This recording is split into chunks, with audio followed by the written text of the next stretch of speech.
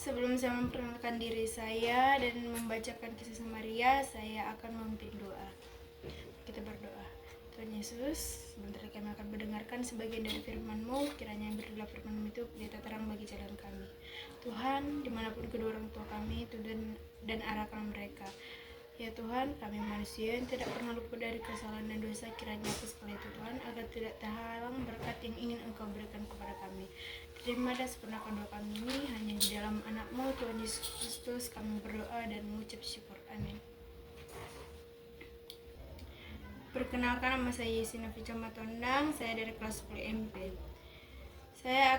Kita akan mendengarkan kisah Samaria yang tertulis di Lukas 10 ayat 25 sampai 37. Demikianlah orang Samaria yang murah hati.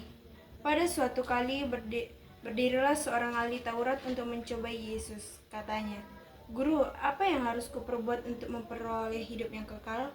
Jawab Yesus kepadanya, "Apa yang tertulis dalam hukum Taurat? Apa yang kau baca di sana?"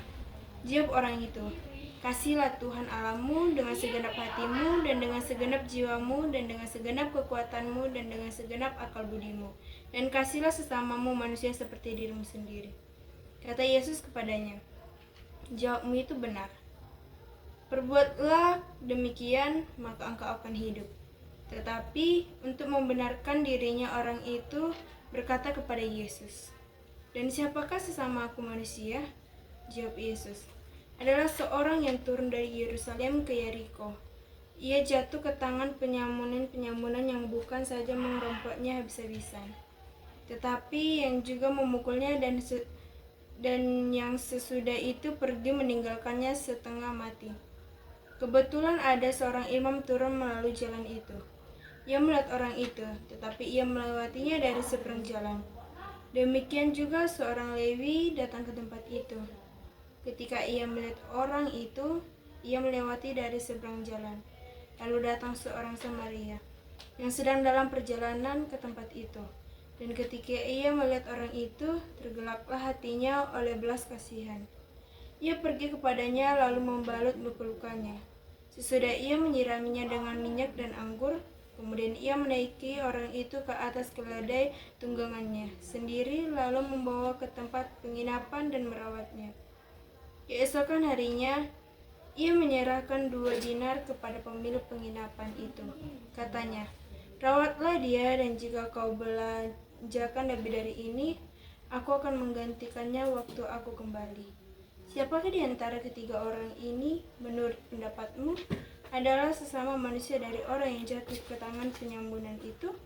Jawab orang itu, "Orang yang telah menunjukkan belas kasihan kepadanya." Kata Yesus kepadanya, "Pergilah dan perbuatlah demikian."